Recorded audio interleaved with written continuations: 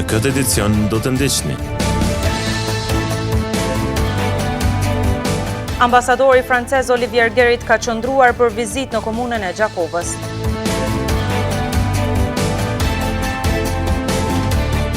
Është mbajtur mbledhja 7 për këtë vit Asamblesë Komunale të Gjakovës.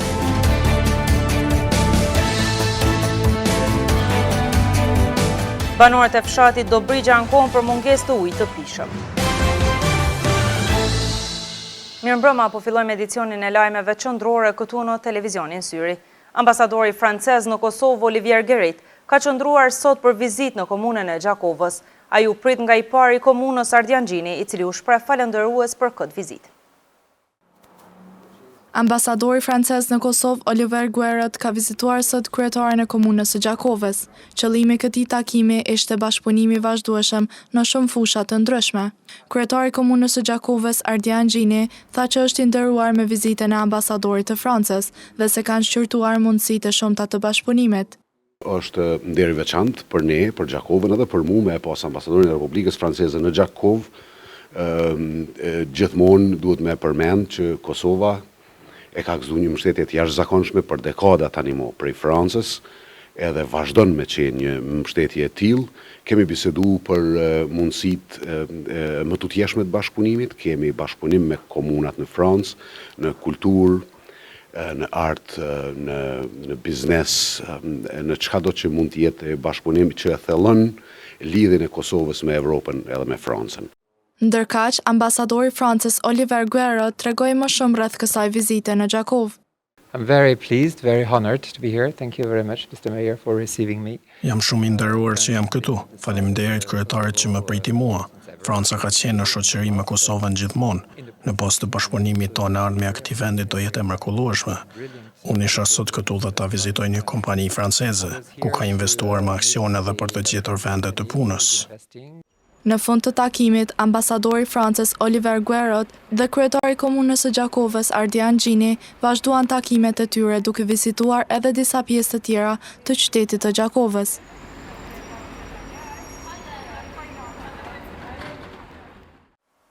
Nën kryesimin e Arbnesha Kuqi, kryesuese e Kuvendit Komunal të Gjakovës, sot është mbajtur mbledhja e 7 për këtë vit e Kuvendit të komunës. Kjo mbledhje njëherësh ishte e fundit për pjesën e parë të vitit për të vazhduar në muajin shtator.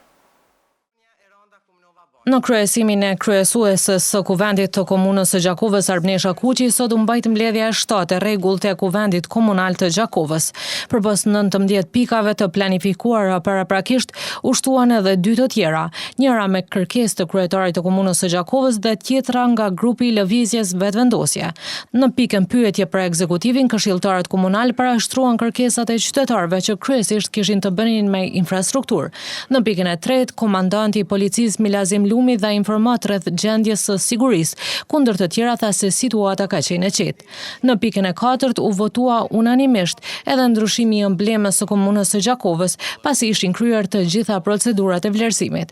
Po ashtu unanimisht këshilltarët komunal votuan edhe bartjen e të hyrave vetanake nga vitet paraprake në vitin 2023 nga fondi 22. Në pikën e 6 u votua dhënia në shfrytëzim afatgjat e pronës komunale ku ndodhet objekti i shkollës me Metakif. Unanimisht u votua dhe dhënia në shfrytëzim e pronës komunale qendra për grumbullimin e mjaltës. Po ashtu krijuan edhe komisione për dhënien në shfrytëzim afatshkurtër të 3 pronave komunale në qytet. 3 pikat të tjera kishin të bënin me zëvendësimin e pronave komunale me ato private të cilat po ashtu u mbështetën nga kuvendarët unanimisht, në përjashtim të një abstenimi. Në pikën e 14 u bë i ditur raporti i auditorit për vitin 2022, si pasojë e parregullsive dhe gjetjeve të tjera, komuna e Gjakovës është përjashtuar nga granti i performancës. Në pikën e 15 Dorim Halilaj dha pasqyrën financiare për 6 muajorin e parë të këtij viti. Gjithashtu në këtë mbledhje u themelua dhe forumi për transparencë komunale në bashkëpunim me NDI. Eranda Kumnova Baçi në pikën e 17 dha raportin mbi përfundimin e vitit shkollor 2022-2023. Raport vjetor u dha edhe nga Kompania Rajonale e Mbeturinave Qabrati. Asambleistët në unanimitet votuan edhe subvencionimin e organizatës Hendikos në vlerë 20.000 euro.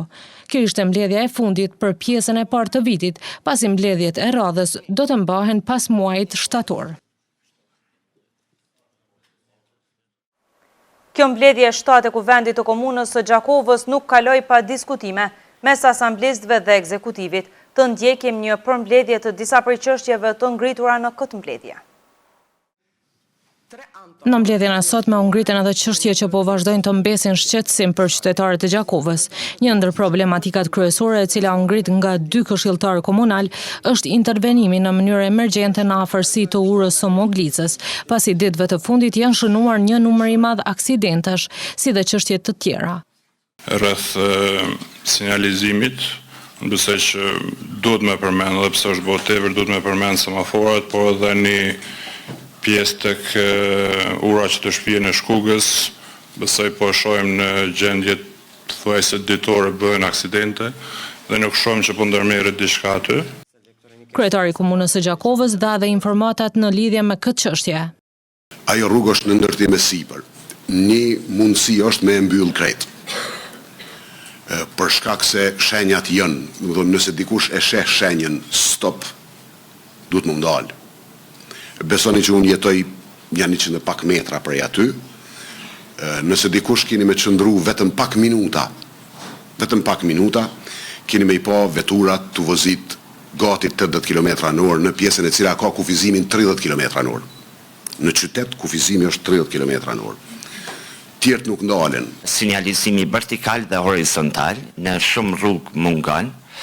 Si pasoj e mungesës të shenjave jemi dëshmitar që ka edhe aksidentet shumëta. Çka ka ndodhur me sinjalizimin? Të shenjat e trafikut e di që edhe këtë kontratë kemi në prokurim me Sadiun, po dhe duhet mu hap shpejt. Në këtë moment që po flasim, nuk kemi kontratë.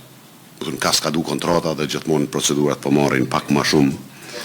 Edhe kjo është shkput, po, më falë atëherë, edhe kjo qenka është shkputun, se s'muj me i ditë gjitha, po e di që për momentin s'kemi, e kem pas, ka qenë edhe semafor qëndror në atë kontratë, nuk ka punu, e kem shkput kontratën, ka shku lënda në gjyq, tash është në prokurim të ri. Diskutimet më të ashpra së ndodhen në pikën e 14 të rendit të ditës.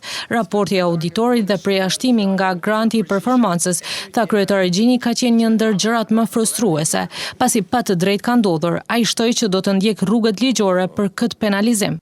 Për herë të parë qysh se unë qeverisi me Komunën e Gjakovës, jo për herë të parë në përgjithësi, raporti është i kualifikuar. Kualifikimi i raportit i shkakton disa dome serioze për Komunën e Gjakovës. Dome i parë është se sipas këtij raporti, nëse nuk ka intervenime, e që do t'ju tregoj se mundet me pas, Komuna e Gjakovës përjashtohet për grantin e performancës për vitin 2022. Edhe ai grant prap kish me qenë shumë i madh për shkak se Komuna e Gjakovës është ndër komunat e rralla që pjesë tjera të kualifikimit për performancë i ka kalu. Unë i kom marrë gjitha masat, do t'i marrë edhe masat tjera, do t'ju shkruaj edhe demosit, edhe Ministrisë Administrimit të Pushtetit Lokal, edhe gjitha ambasadave veç e veç të cilat financojnë fondin e grantit të performancës, do t'ju drejtojmë edhe gjykatave, që kjo punë mos me shku kështu se nuk ka të bëj me mu personalisht hiç, po ka të bëj me komunën tonë. Alita Farshiku kritikoi qeverisjen lokale për këtë raport, duke shtuar se ka edhe gjetje të tjera. Të gjetura tjera flasin për tendera, për procedurat tenderave, për mangësi në procedimin e pagesave, për bonesa në vlerësimin e tenderave, për bonesa në pagesën e faturave. Diskutime pati edhe në pikën e 15 të rendit të ditës, kur u dha edhe pasqyra financiare 6 mujore për këtë vit. Opozitarit kritikuan qeverisjen lokale për shpenzueshmëri të vogël të mjeteve në investime kapitale, ndërsa përqindje të madhe të shpenzueshmërisë në meditje, karburante, dreka e të tjera.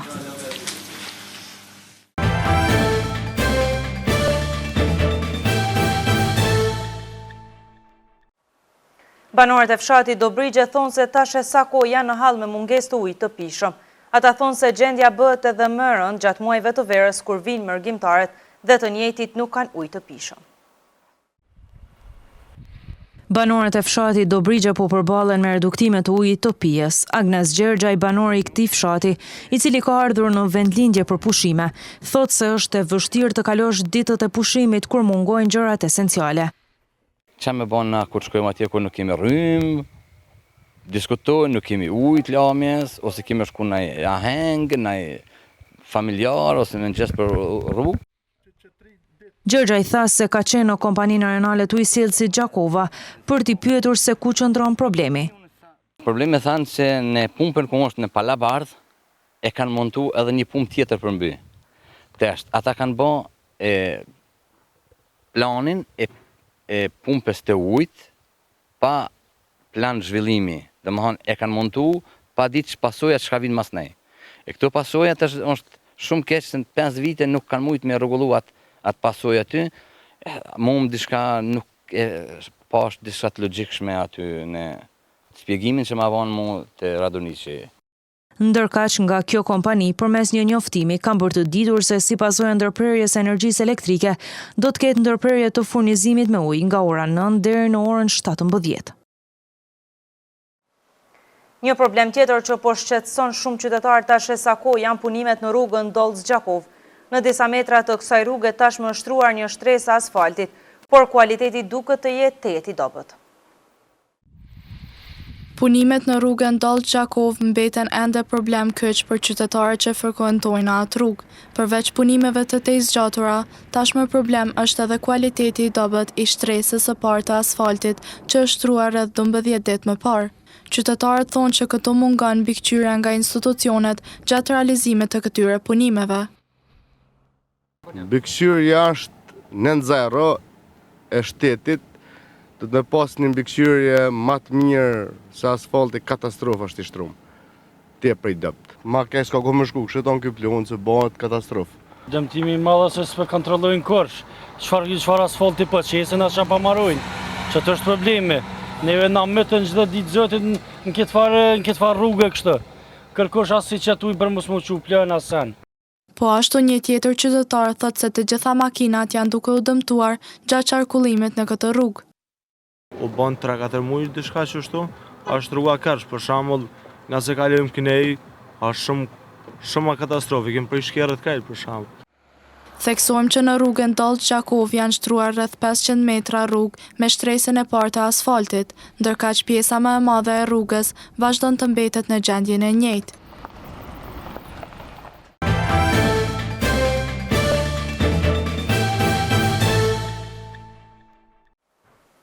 Në Kuvendin e Kosovës sot nuk është votuar për rishikimin e buxhetit të Kosovës dhe rritjen e pagave të sektorit publik. Kryetari i Kuvendit të Kosovës, Glau Konjufca, ka deklaruar se 14 deputet votuan për, kundër 58 dhe 4 të tjerë abstenuan.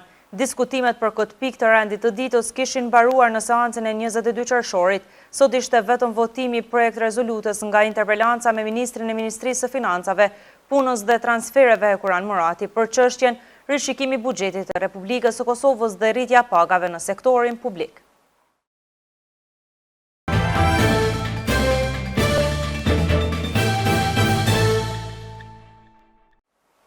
Disa nga gjetjet e Departamentit Amerikan të Shtetit në raportin e klimës së biznesit për Shqipërinë, këtë vit përfshin korrupsionin dhe pastrimin e parave. Ky institucion e konsideron korrupsionin në vend si sistematik, ndërsa nuk kursen akuzat e drejtpërdrejta për qeverinë. Nga niveli i lartë i korrupsionit te fenomeni i pastrimit të parave bashkë me kritikat për ndryshimet të shpeshta fiskale dhe zbatimin e dobët të kontratave, janë këto disa nga gjetjet e Departamentit Amerikan të Shtetit në raportin e klimës së biznesit për Shqipërinë këtë vit. Shqipëria ka një sektor të madh informal dhe aktivitete të pastrimit të parave. Task Force-a veprimit financiar për pastrimin e parave e përfshiu Shqipërinë në listën e saj gri në vitin 2020 dhe vendi vazhdon të jetë në listë por vitin 2023, por shkak të mangësive strategjike në adresimin e shqetësimeve të pastrimit të parave. Komuniteti i biznesit raporton se fluksi i madh i të ardhurave të paligjshme nga trafiku i drogës, kontrabanda, evazioni fiskal dhe korrupsioni shtrembërojnë konkurrencën në treg, ndërsa nuk kursen akuzat e drejtpërdrejta për qeverinë, duke potencuar se raportimet për korrupsion në prokurimet qeveritare janë të zakonshme. Investitorët raportojnë shpesh raste të korrupsionit qeveritar që vonojnë lëndojnë dhe pengojnë investimat në Shqipëri. Disa investitorë amerikanë janë përballur me mosmarrëveshje të diskutueshme tregtare me entitete publike dhe private, duke përfshirë disa që shkuan në arbitrazh ndërkombëtar. Pra, raporti i këtij viti i dash për klimën e investimave vjen me tone dhe më negative krahasuar me publikimet e viteve të mëhershme. Por herë të parë, Departamenti Amerikan i Shtetit akuzon se parat e pistat të drogës po shtrembërojnë konkurrencën në Shqipëri.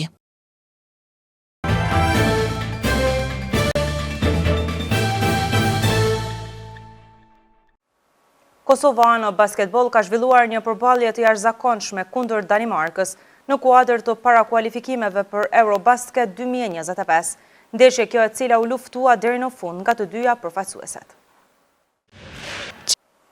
Në vazhdim të ndjekim parashikimin e motit për ditët në vijim. Sot në vendin tonë kanë mbajtur mot me diell e vranësira kalimtare me temperaturat të cilat kanë lëvizur nga 11 e deri në 25 gradë Celsius.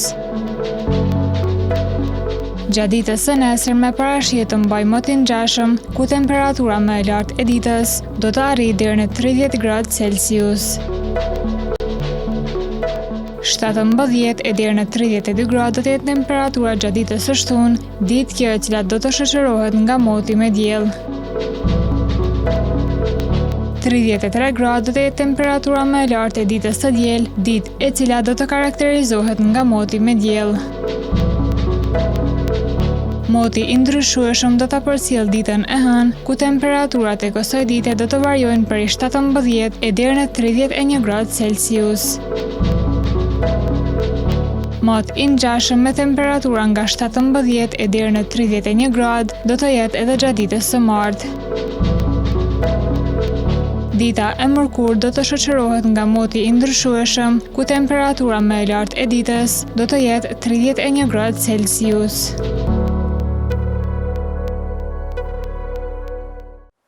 Për fund ndjekim kryetituj të këtij edicioni qendror të lajmeve. Ambasadori francez Olivier Guérit ka qëndruar për vizitë në komunën e Gjakovës.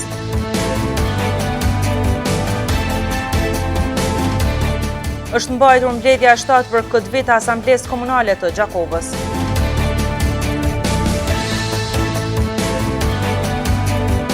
Banorët e fshatit Dobrigja ankohen për mungesë të ujit të pishëm. Këtu merr fund ky edicion, ndërkohë ju vazhdoni të na ndiqni edhe në televizionin Syri dhe rrjetet tona sociale. Mirupafshim.